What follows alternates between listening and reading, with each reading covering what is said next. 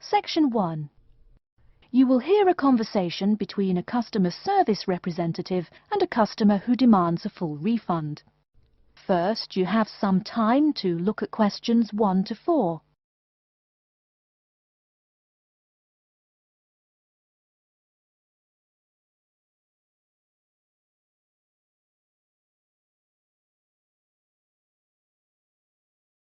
You will see that there is an example which has been done for you. On this occasion only, the conversation relating to this will be played first. Hello and welcome to Under Pressure Enterprises Customer Service Department. This is Kelly. How may I help you? Yes, I'm calling about one of your rice cookers I just purchased. The customer says that he is calling about one of the rice cookers he just purchased. So, rice cooker has been written in the space. Now we shall begin. You should answer the questions as you listen, because you will not hear the recording a second time. Listen carefully and answer questions 1 to 4. Hello and welcome to Under Pressure Enterprises Customer Service Department. This is Kelly. How may I help you? Yes, I'm calling about one of your rice cookers I just purchased. What seems to be the problem, sir? Seems? There's no seeming about it. The blasted thing shoots hot steam all over the place, that's what. It nearly scalded my hand when I went to open it. Why, it could have killed the cat or something. It could have exploded and killed my wife and me. Sir, please calm down. As long as the steam escapes the cooker, it won't explode. So you're telling me there's no problem? Are you calling me a liar? Sir, no one is calling you a liar. Yes, so I demand a full refund. Under Pressure will be happy to refund your money, sir. Now, I just need some basic information. Okay. Sorry, I do tend to get a little hot under the collar. My wife tells me to slow down. So, what do you need to know? Sir, don't worry. I just need to ask you the model number of the cooker. Where are my glasses? Ah, here. Let's see. Ah, it's R242. R242. Okay. And how much did you pay for the product? £89.99. It was on sale, I guess I should tell you. Thank you, that's honest of you. Now, where did you buy the cooker? Which store and which branch? At that big Electric Life appliance store downtown. The city centre branch? That's the one. And you say the problem is that the steam escapes? Yes, it does. No problem, sir. If there's steam escaping, clearly the cooker is broken or defective. So we have an R242 cooker with an escaping steam problem. It was bought from Electric Life City Centre branch for $89.99. Is that correct? Yes, that is correct. Oh, I nearly forgot. When did you buy the cooker? Just as soon as my wife got the crazy idea she'll live longer if she stops eating good English food, roast beef and mash. No, all she says she wants is rice and vegetables and sauces you'd not soak your feet in. Before you hear the rest of the conversation, you have some time to look at questions 5 to 10.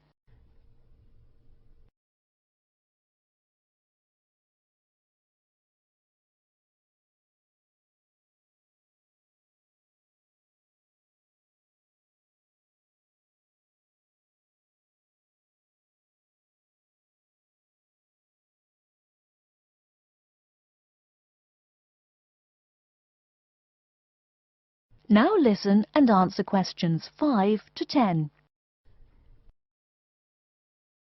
Sir, when did you buy it? Oh, there I go again. Let's see. We bought it just 6 months ago. We hardly use it either. But 6 months? Is that too long? I mean, for the warranty? Very well. That's well within the warranty period. Now, what's your name and address? Name and address? What for? Sir, it is company policy. If you want your money, you must inform me. Money, you say?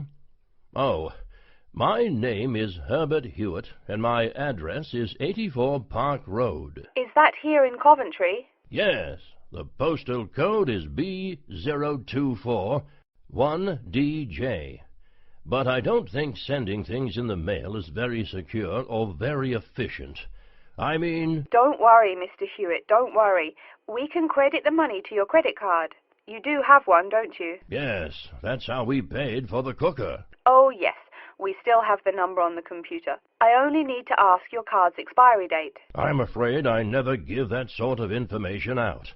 I mean, once you have that, anyone could go charging things and... Sir, I said your expiry date, not your card's password. Oh, yes. Foolish me. Of course, you didn't say password. Let's see. That will be April 2008. April 2008. Very well. Your card still has nearly 2 months left to go. We'll get that refund right to you, probably by 5 o'clock this evening. You had better. If I don't get my money... Wait. Yes, I know I'm losing my temper again. I really am sorry. I haven't had my medicine today. And, sir, just one more question for our records. How often do you go shopping at the city centre branch? Oh, well, it's hard to say. I suppose maybe once a month. But I can tell you this. If I don't get my refund, I'll never shop there again.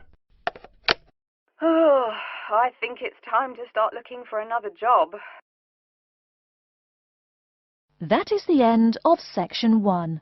You now have half a minute to check your answers.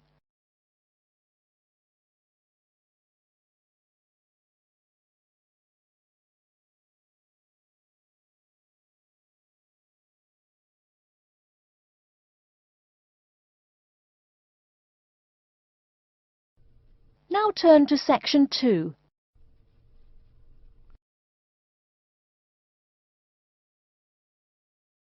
Section 2. You hear a talk by a counsellor from the University of New South Wales, who will introduce some useful facilities and services on the campus. First, you have some time to look at questions 11 to 15.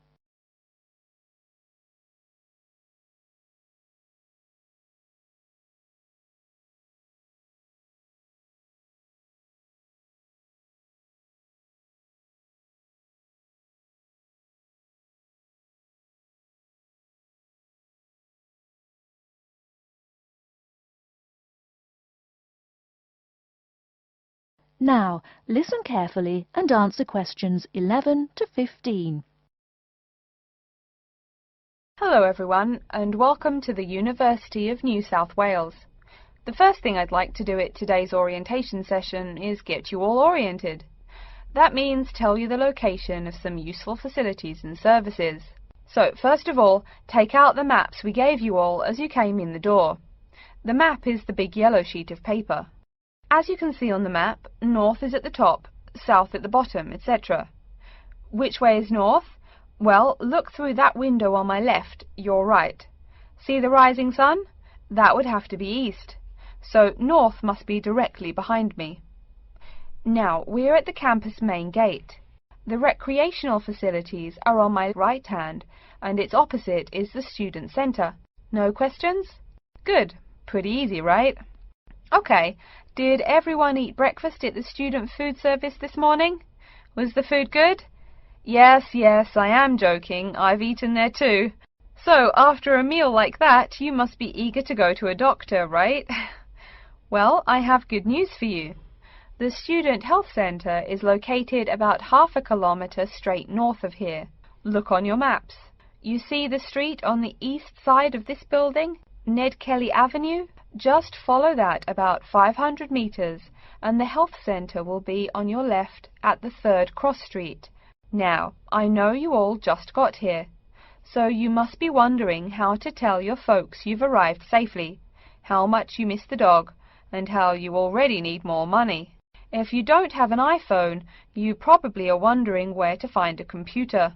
Well, I have good news. If you go straight out of its door and walk down the garden street, you'll see the internet unit on your left side, just next to the gym. The hours are posted on the door and the computers are free, but you must bring your student ID card with you. Like I tell everyone, if you need help with anything, you can probably find right here in the Student Center. Do you see the 4 buildings there between the Student Center and the library? Those are the dormitories. The men's dorms are the 2 on the south, the women's the 2 on the north. Okay, I'm sorry to have to tell you, but the university has been doing a lot of repairs and remodeling and it's not all done yet. So there may be some small problems with your dorm rooms. Maybe the window doesn't open. Maybe an air conditioner is missing or does not work. If there are any problems, you can go to the complaint office, which is right beside the teaching building between the Parker Street and the Cramer Street. Just tell them your problem and they should have it fixed by the time you graduate in 4 years. I'm joking, but please be patient. There are a lot of little things they need to take care of. Tired of the school food? No? Give it a week. Or maybe you just need a place to get coffee in the wee hours of the night during one of those marathon study sessions. Either way, you definitely have to check out the little cafe just past the women's dormitories. They've got free Wi-Fi, so a lot of students saddle up with coffee and a bagel for hours on end to get work done. Before you hear the rest of the talk, you have some time to look at questions 16 to 20.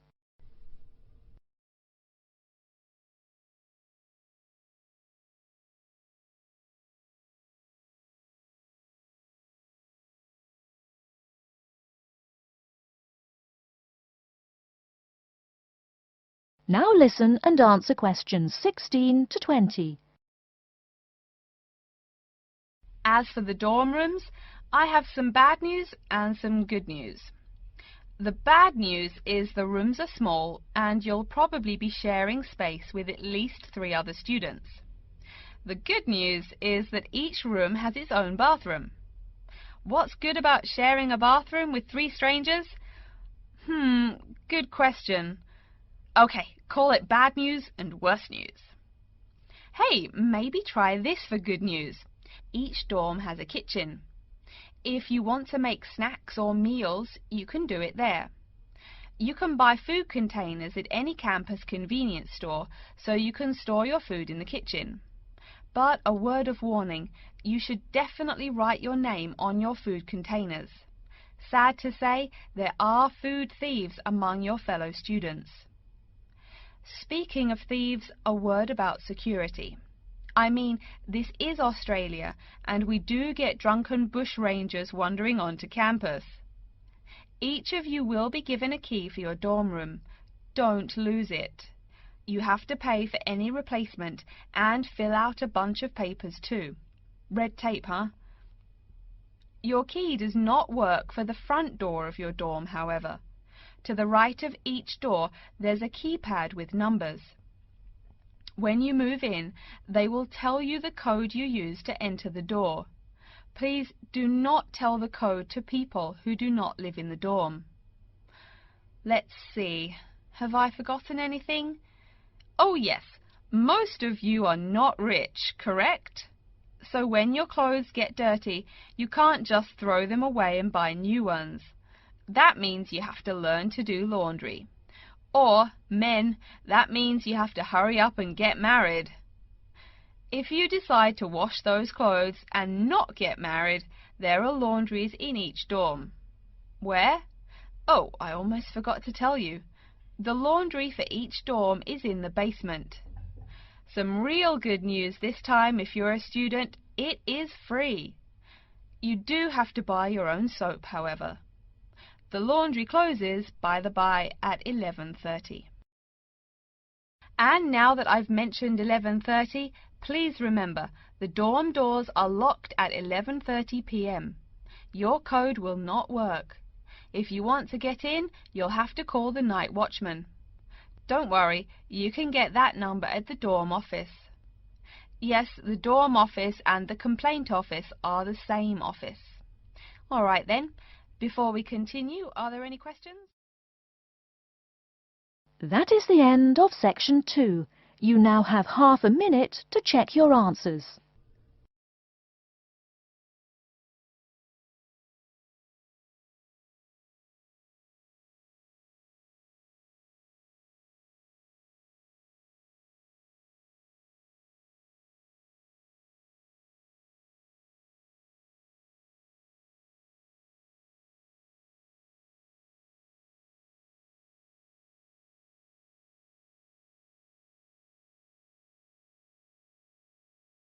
Now turn to Section 3. Section 3. You will hear two students called Betty and Bruce talking to Professor Dundee about their own presentation. First, you have some time to look at questions 21 to 24.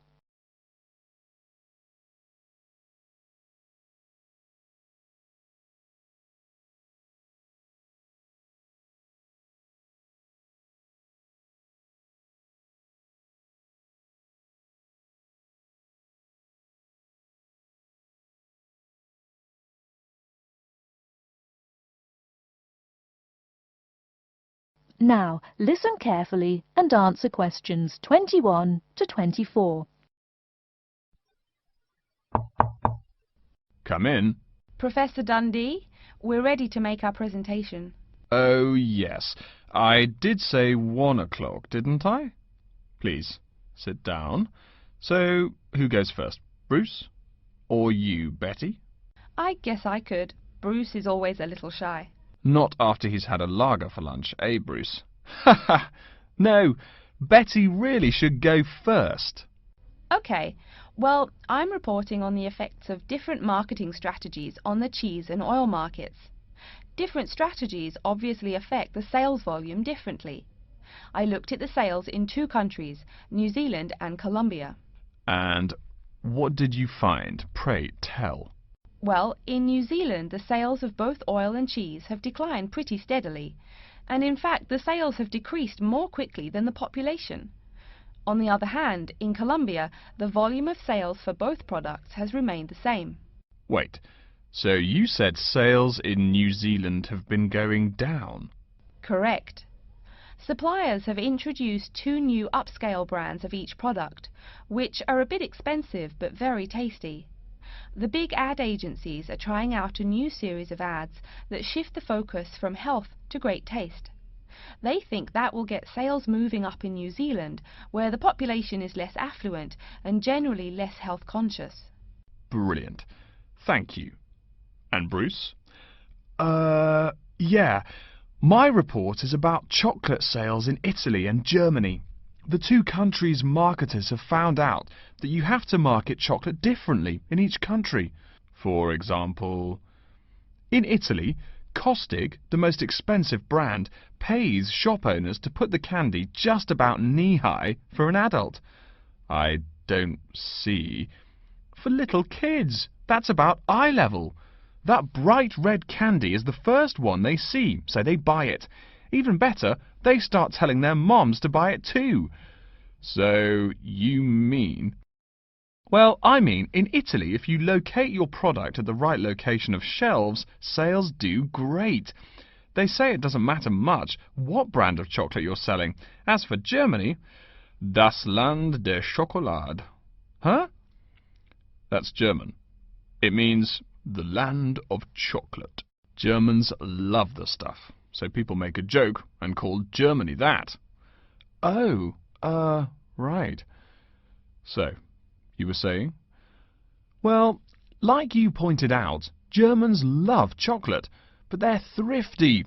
For a long time, the biggest selling brand was Schmutzig, mostly because it was the second cheapest, but didn't taste too bad. Before you hear the rest of the talk, you have some time to look at questions 25 to 30.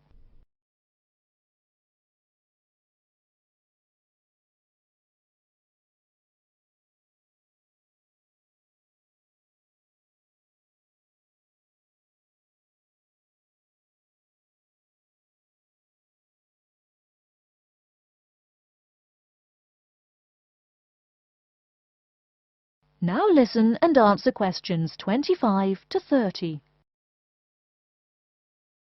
Again, brilliant. A pretty good job, both of you. Tell me, what do you plan to investigate next week? I'm especially interested in the effects of colour on sales of products, so I'll be looking at ads for cosmetics and cleaning products in the local market. You know, like the distinct orange colour of Mr. Muscle, lavatory cleaning products. And you, Bruce? I'm focusing on the effects of different containers on sales of cookies. So I'm going to look into packaging for cookies and how the materials they use will affect the image, and in turn, sales. You know, most containers are paper, but some expensive cookies come in metal boxes. The shiny metal boxes catch people's attention, and the image remains in the memory longer. Well, it sounds like you two are all set. But as always in this course, I urge you both to pay much more attention to the advertisement extensions. That's often the key. All right? Any questions for me before you go? No, I think I'm all set. Thanks. Me too. Thanks, Professor Dundee. See you later. That is the end of Section 3. You now have half a minute to check your answers.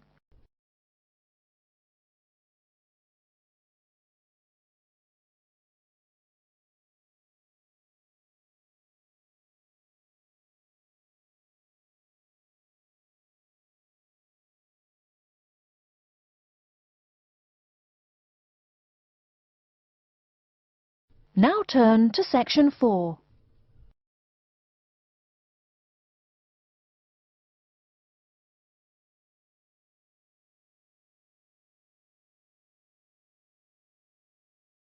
Section 4.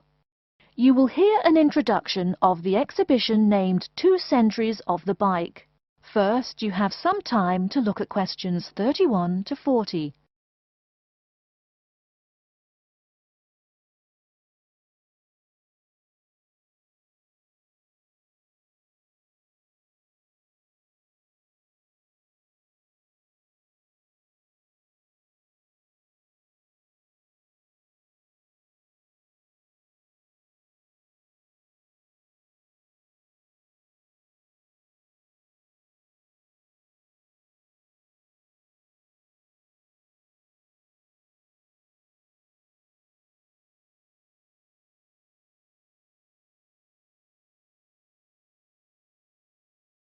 Now listen carefully and answer questions 31 to 40.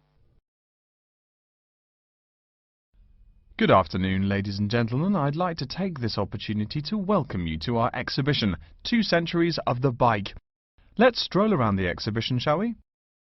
Although there were a few early efforts back in the 1700s, you didn't really see many bikes till, say, the 1830s in England. Bikes were a response to the rapid growth of cities early in the 19th century. Cities like London were getting too big to walk across. The early bike let people travel with less effort than walking. Plus, a bike was a lot cheaper than a horse. Think of it. No one invented a bike for, 5,000 years of human history. Why did people do it then? Probably because this was the start of the machine age. People wanted machines to do all the work. There were some drawbacks, however. For one thing, there were no pedals. You simply pushed yourself along using your feet, kind of like today's skateboard. That meant you went fairly slow, and uphill you actually worked harder, pushing that two-wheeler. Plus, the wheels were made of wood covered with metal, as you can see from this model. So the downside was that the ride was quite uncomfortable on most roads. Only a few gadget lovers had or used them. By the 1860s, though, improvements were being made. As you can see from this specimen, metal frames had become the rule. They are more durable than wood, and they don't warp in the rain. The biggest improvement, however, was the development of the chain and sprocket system. They are connected. This meant you did not push the bike. You used pedals, just like today. You had to try harder to balance, so it took some practice to figure out how to use the pedals. But it made the ride so much easier. As a result, the good thing was that you could ride a lot more smoothly and with very little effort. By the 1880s, another big change was the use of rubber wheels. These became pretty common at that time. Though the first ones were solid rubber, the ride was a good deal more comfortable than the old iron and wood system. This is a big consideration, because the faster you go, the more you feel every bump. Air-filled tyres, pneumatic tyres, didn't really come into use till around the year 1900, as you can see from this exhibition over here. That made the ride even more comfortable. So by 1890 or so, people were going a lot faster and a lot more smoothly. There was one problem when you were going quickly and comfortably. Oh no, how do I stop? Yes, we all laugh now, but for a long time the only way to stop was to drag your feet. That didn't work very well, and it would be dangerous if you were going fast. In the crowded cities of those years, New York, Chicago, and so on, you would get killed if you couldn't stop for, say, a streetcar. Plus, look at this bike. The front wheel is nearly 1 meter and 2/3 tall. They made them that way so you could see over people and wagons, but you couldn't drag your feet. This model is called a velocipede, a speed pedal. Another characteristic of the bike in this period is that it has 2 equal-sized wheels, which signalled a big change in bikes. For with the velocipede, brakes appeared. If you wanted to stop, you just pushed the pedal backwards. Doing that stopped the back wheel of the bike. This technique worked a lot better than dragging your feet or jumping off the high seat there. This meant that bikes became a great deal safer. It would have been safer if people wore helmets, but the first bicycle helmet wasn't invented until years later, and even then it was little more than a leather ball cap. It really wasn't until the 1970s that the bike helmet was modified to provide some real protection. Before continuing on to look at developments since the 1890s, let's say a word more about safety. Everyone knows if you're going downhill, you can get going dangerously fast. To go more than 100 kilometers an hour isn't all that difficult, but even on level ground it's easy to go too quickly. On a city street, today's bicycles can be ridden at a speed of over 40 miles an hour over a short distance. That's about 64 kilometers an hour. Remember, you're on a bike, not in a car. There's nothing to protect you. People are killed in single bicycle accidents every day, just from hitting the road. A good rule to remember is, if you're going faster than the cars, slow down. And please wear a helmet. Nearly 1/4 of the epilepsy cases come from head injuries in accidents on bikes and motorcycles. I don't mean to scare you, but safety is everyone's business. What? Now that's a good question. Why are today's bikes so much faster? Well, it's not just that today's athletes are faster. The answer is partly mechanical. If you look closely here at the back wheel, you'll see a number of gears. Changing gears is what makes those fast speeds possible. You can shift gears depending on the terrain and how hard you wish to pedal. So you can put it on a higher gear for downhill and a lower gear for uphill travel to make it easier to climb that slope. You'll notice this gear shifting mechanism is attached to the back wheel, and when the rider shifts on the handlebar gear shifter, the chain moves to the appropriate sprocket. And, speaking of changing gears, let's look over here at our Tour de France exhibit. That is the end of section 4. You now have half a minute to check your answers.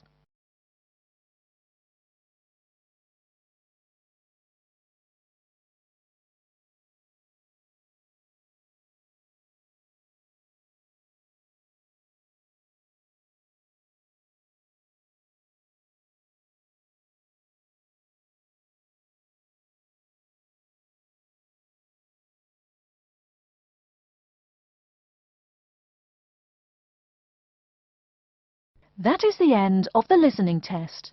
In the IELTS test, you will now have 10 minutes to transfer your answers to an answer sheet.